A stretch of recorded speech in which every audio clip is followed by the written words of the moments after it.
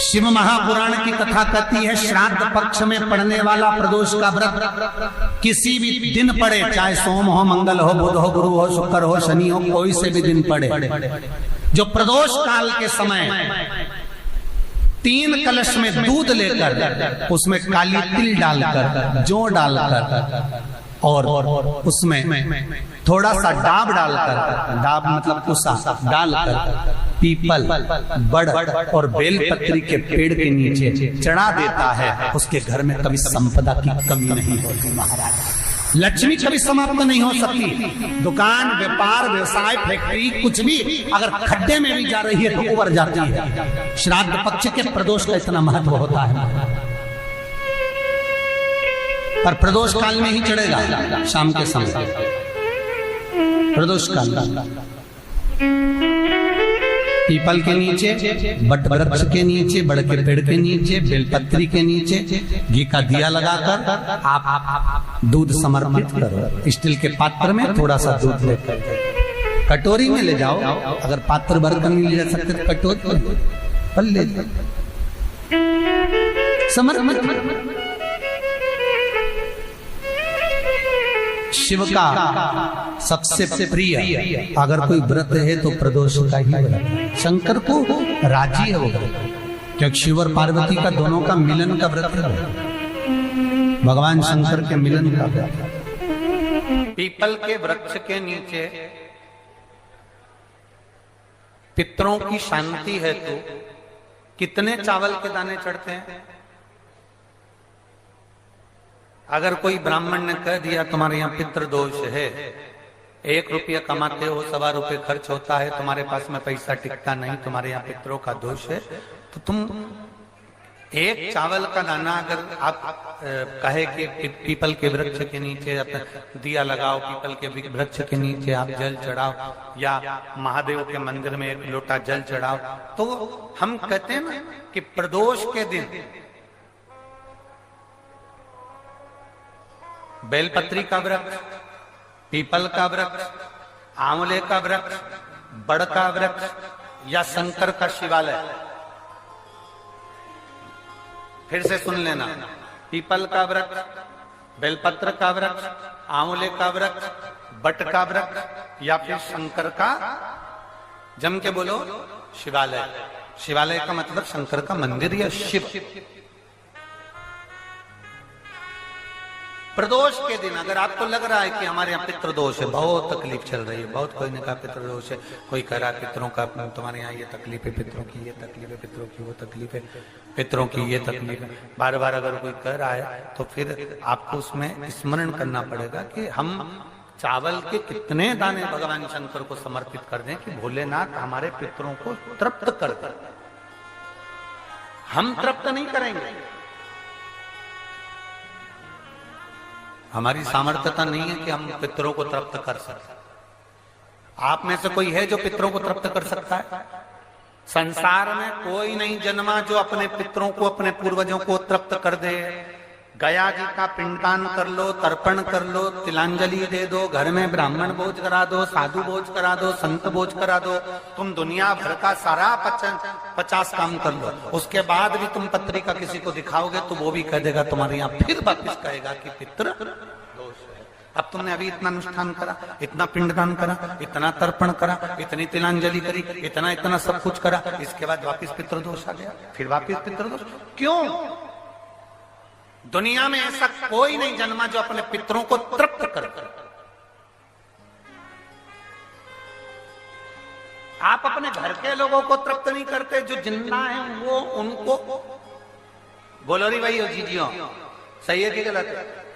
जो जिंदा हैं, माँ बाप अपने बेटे के लिए कितना भी कर ले, कितना भी, आखिरी में एक दिन बेटा कह देता तुमने हमारे लिए क्या किया। बहू के लिए कितना कर लो, आखिर में बहू कह देगी वो तो जेठानी को ज्यादा करती है, देवरानी को ज्यादा करती है, हमको करती है, अपनी ननद को ज्यादा करती है, बेटी को ज्यादा करती है, बेटी को लगता है कि बहू को ज्यादा करती है,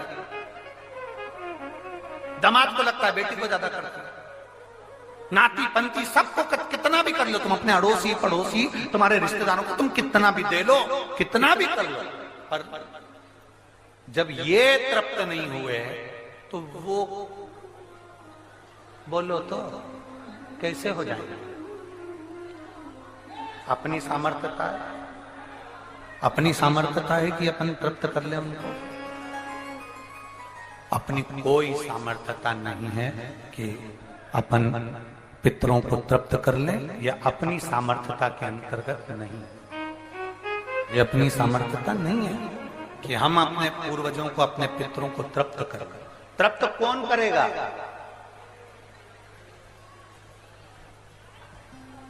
जिनकी शरण में पितर है। वास्तु के देवता भगवान शंकर, काल सर्प दोष के देवता भगवान शंकर। जितने दोष होते हैं, पितृ दोष के देवता भगवान शंकर, तो हम तृप्त नहीं कर सकते। अगर इनको तृप्त करेंगे तो देव अधिदेव महादेव करेंगे। आप 7 चावल के दाने, या तो पीपल, बेलपत्र,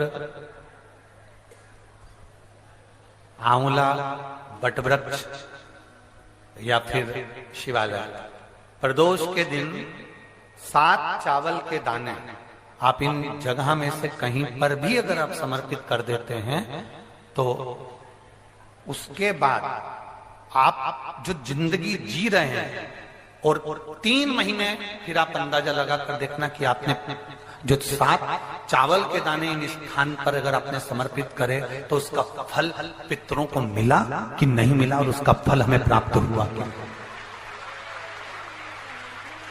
ये वो स्थान है जहां प्रदोष के दिन 7 अक्षत चावल का दाना भी हमारे पितरों को, पूर्वजों को तृप्त कर देता है।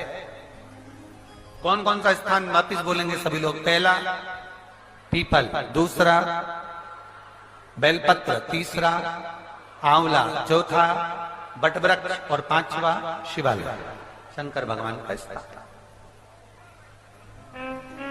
अब इसको समझना आपके ऊपर निर्भर है। समर्पित कभी मौका लग जाए, सारी दुनिया के लोग तुमसे कह रहे हैं तेरे घर में पितृदोष है, 1 रुपए कमाते हो, 1.25 रुपए खर्च होता है, मानसिक टेंशन बना रहता है। घर में एक व्यक्ति बीमार है, ठीक हुआ, दूसरा बीमार पड़ गया, दूसरा ठीक हुआ, तीसरा बीमार पड़ गया, तीसरा ठीक हुआ, चौथा बीमार पड़ गया। मतलब कहीं ना कहीं पितृ का भाव, पितृदोष का वर्णन। किसी ने कहा तुमसे कि तेरे यहाँ पितृदोष है, तूने ब्राह्मण को भोजन करा दिया, पिंडदान करा दिया, तर्पण करा दिया, तिलांजलि करा दी, गया जी का श्राद्ध कर दिया, हरिद्वार चली गई, वहां पिंडदान करवा दिया, ब्राह्मण भोज करवा दिया, तिथि पर भोजन करवा दिया, सब कुछ करवा के देते। अब एक काम और करके दे, एक काम और करके देख लो। जब तुम घर में भगवान शंकर की आरती, तुम्हारे घर में शंकर जी का शिवलिंग है, भले काय का भी हो, छोटा सा, भले सियोर का कंकर शंकर हो, नर्मदा का कंकर हो, चाहे शंकर पारक के हो, पीतल के हो, स्टील के हो, लकड़ी के हो, जिसके भी हो, लोहे के हो, पाषाण के हो, जिसके भी हो, शंकर का शिवलिंग अगर हमारे घर में है, और आप रोज प्रतिदिन भगवान की आरती करते हो, प्रतिदिन, और आपको लग रहा है कि मेरे यहाँ तकलीफ चल रही है, ये ठीक ही नहीं हो रही, लगभग 1.5 महीना आप कम से कम 45 दिन, 1.5 महीने के करीब में ऐसा प्रयास करना कि भगवान की आरती, शंकर भगवान के शिवलिंग की आरती करने के बाद उस दिए को भगवान के सामने मत रखो, उस दिए को उठाकर जहां तुम पानी का मटका रखते हो, हंडा रखते हो, जिससे तुम पानी पीते हो, तुम्हारे रसोई घर में जो पानी का मटका, हंडा, बाल्टी, आरओ का पानी जिस मटके में गिरता है, हंडे में गिरता है, जिसको हमारे पितरों का स्थान कहते हैं, उस स्थान पर, उस मटके के पास में, उस हंडे के पास में, उस बाल्टी के पास में, जहां रसोई घर में पानी रखते हो, उस रसोई घर में पानी जहां रखते हो, उसके पास में उस दिए को भगवान के सामने नहीं रखना। आरती उतारने के बाद उस दिए को ले जाके सीधे परिंडे के पास में, उस हंडे के पास में, मटके के पास में उसको रखो। केवल 1.5 महीना कर देखना। 1.5 महीने के बाद तुम्हें मालूम पड़ेगा कि हम वापिस उन्नति की सीढ़ी पर चढ़ना प्रारंभ कर दिए, हमें फल मिलना चाहिए। अब तुम्हें ना कहीं जाना है, ना कहीं आना है, ना कोई खर्चा है। खर्चा है क्या?